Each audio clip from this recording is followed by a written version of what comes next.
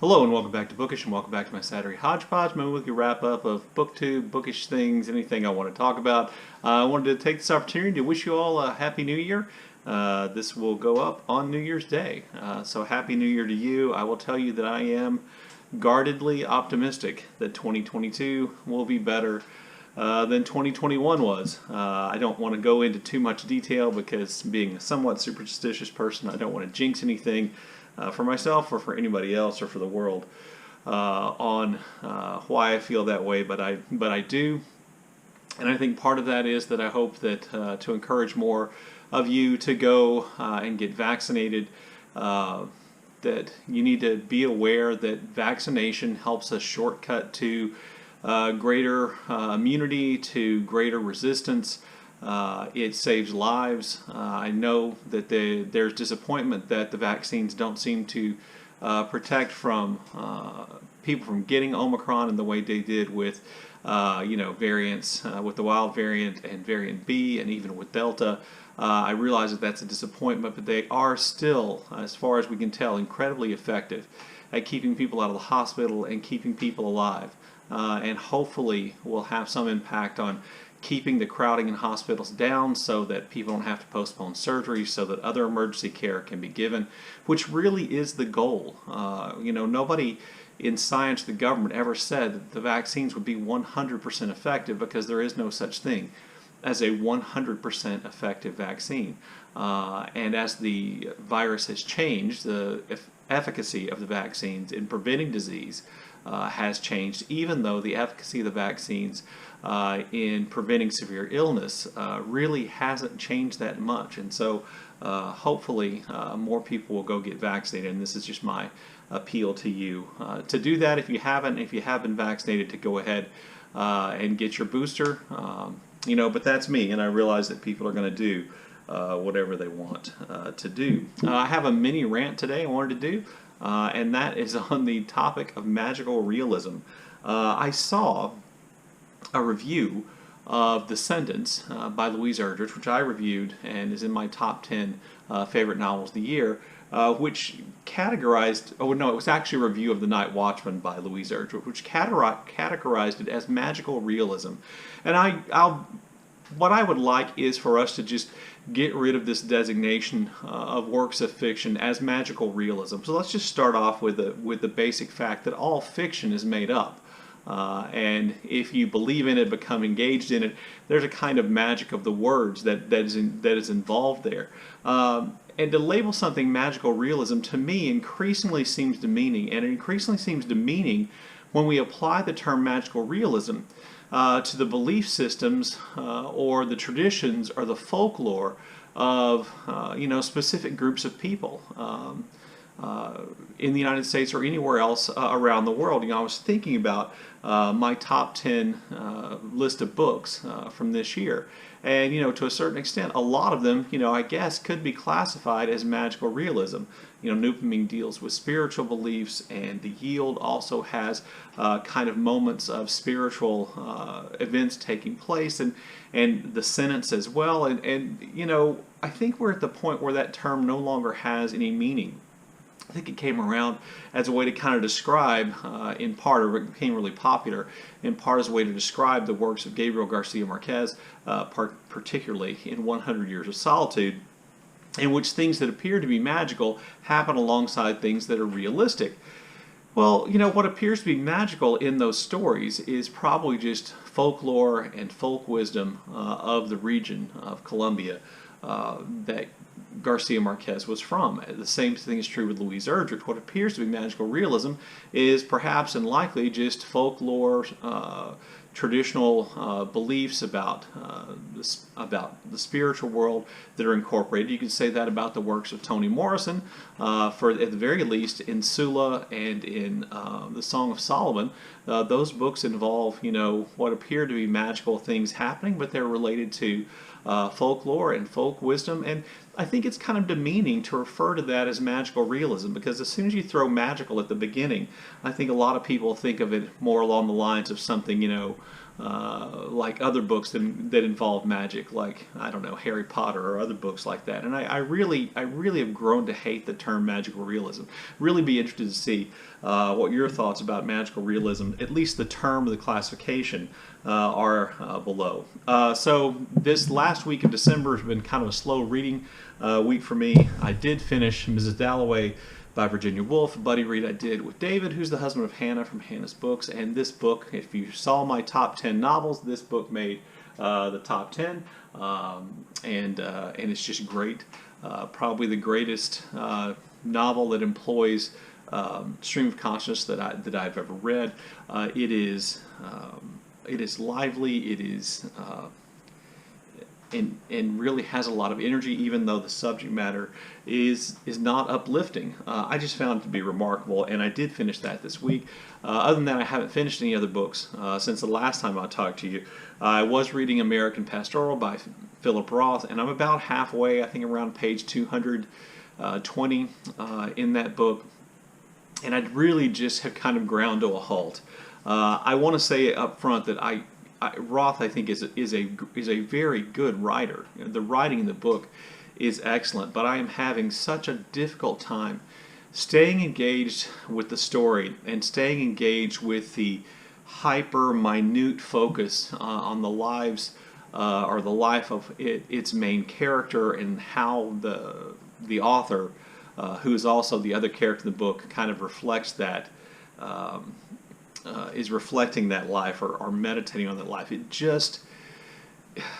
just out of step with what I've been reading, and maybe it's too out of step. And if I move further away from the other things I've been reading, it will feel more, like it fits in. I will try to go back to it in January. I'm not officially DNFing it, but I will say that the book itself has had a hard time holding my interest or keeping me engaged, and that can be on a sentence-to-sentence level, or page to page, or not wanting to pick it back up and start reading.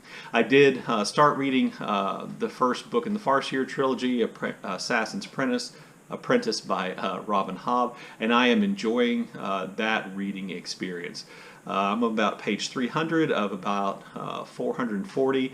I've been averaging about 120 pages a day. In all likelihood, I will finish it today, the 31st, and I will have finished that book in January. One of the things that has kept me going in that book and made that really kind of a really enjoyable read is kind of the nostalgia of going back to kind of high epic fantasy, and focusing on a main character and his struggles and his development. That's kind of made that has some nostalgia for me, as a reader of Tolkien and David Eddings and others when I was a young person and read fantasy. And so that's been really, really nice and comforting, and that's really what I've been concentrating almost all of my reading on here the last few weeks. Or the last few days. So again, I do hope that I will finish that today. I've been doing a lot of baking, been trying to perfect my scones recipes and my scones baking, so I put together a video montage of me making, I put together a video of me making blueberry scones, which I will leave right here.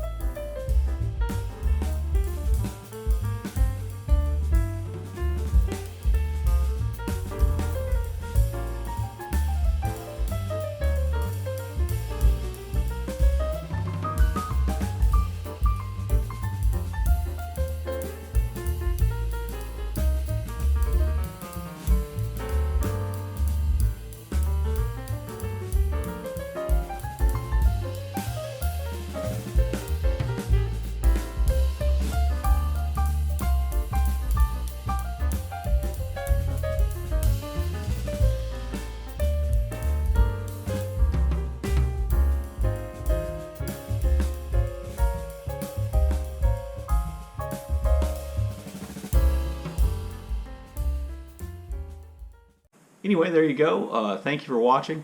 Please leave your comments about magical realism as a category, as a way of classifying literature down below. I'd really love to have that discussion and get other people's inputs.